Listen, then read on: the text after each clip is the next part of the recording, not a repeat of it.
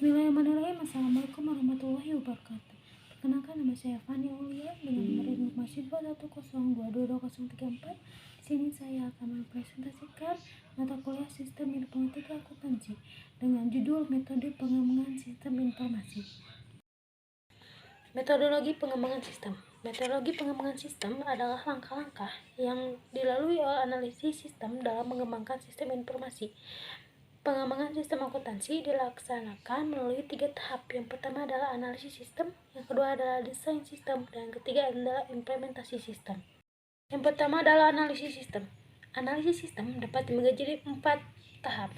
Yang pertama adalah analisis pendahuluan, yang kedua adalah penyusunan usulan pelaksanaan analisis sistem, yang ketiga adalah pelaksanaan analisis sistem, dan yang keempat adalah penyusunan laporan hasil analisis sistem. Yang selanjutnya adalah desain sistem. Desain adalah proses penerjemahan kebutuhan pemakaian informasi ke dalam alternatif rancangan sistem informasi yang diajukan kepada pemakai informasi untuk dipertimbangkan. Tahap desain sistem ini dibagi menjadi beberapa tahap. Yang pertama adalah desain sistem secara garis besar, yang kedua adalah penyusunan usulan desain sistem secara garis besar, yang ketiga adalah evaluasi sistem, yang keempat adalah penyusunan laporan final desain sistem secara garis besar, yang kelima adalah desain sistem secara rinci, yang keenam adalah penyusunan laporan final desain sistem secara rinci. Dan yang terakhir adalah implementasi sistem. Implementasi adalah pendidikan dan pelatihan pemakaian informasi, pelatihan dan koordinasi teknisi yang akan menjalankan sistem, pengujian sistem yang baru, dan pengubahan yang dilakukan untuk membuat sistem informasi yang telah dirancang menjadi dilaksanakan secara operasional. Next, ada simbol untuk pembuatan bagan alir dokumen flowchart. Di sini ada gambar yang pertama, dokumen. Simbol ini digunakan untuk menggambarkan semua jenis dokumen yang merupakan formulir yang digunakan untuk merekam data terjadinya suatu transaksi. Yang gambar kedua adalah untuk dokumen dan tembusan. Simbol ini digunakan untuk menggambarkan dokumen asli dan tembusan. Nomor lembar dokumen dicantumkan di sudut kanan paling atas. Dan yang gambar ketiga adalah berbagi dokumen. Simbol ini digunakan untuk menggambarkan berbagai jenis dokumen yang digabungkan bersama di dalam satu paket. Nama dokumen dituliskan di dalam setiap simbol dan nomor lembar dokumen dicantumkan di sudut kanan atas simbol dokumen yang bersangkutan.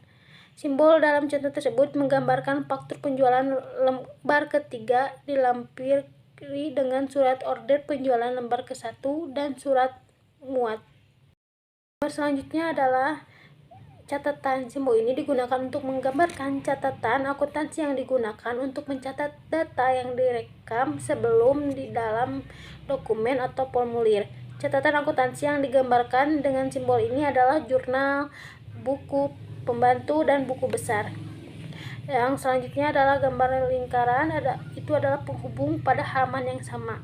Terus yang bawahnya adalah akhir arus dokumen dan mengarahkan pembaca ke simbol penghubung halaman yang sama yang bernomor seperti yang tercantum di dalam simbol tersebut. Gambar selanjutnya adalah awal arus dokumen yang berasal dari simbol penghubung halaman yang sama yang bernomor seperti yang tercantum di dalam simbol tersebut. Dan gambar yang seperti saku adalah penghubung pada halaman yang berbeda. Gambar selanjutnya yang paling atas adalah kegiatan manual. Simbol ini digunakan untuk menggambarkan kegiatan manual seperti menerima order dari pembeli, mengisi formulir, membandingkan, dan memeriksa berbagai jenis kegiatan klerikal yang lain. Uraian singkat kegiatan manual dicantumkan di dalam simbol ini. Yang gambar yang tengahnya adalah keterangan komentar. Simbol ini memungkinkan ahli sistem menambahkan keterangan untuk memperjelas pesan yang disampaikan dalam bagan alir. Dan dengan gambar yang terakhir seperti segitiga kebalik itu adalah arsip sementara. Simbol ini digunakan untuk menunjukkan tempat penyimpanan dokumen seperti lemari arsip dari kotak arsip.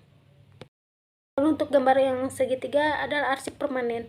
Simbol ini digunakan untuk menggambarkan arsip permanen yang merupakan tempat penyimpanan dokumen yang tidak akan diproses lagi dalam sistem akuntansi yang bersangkutan.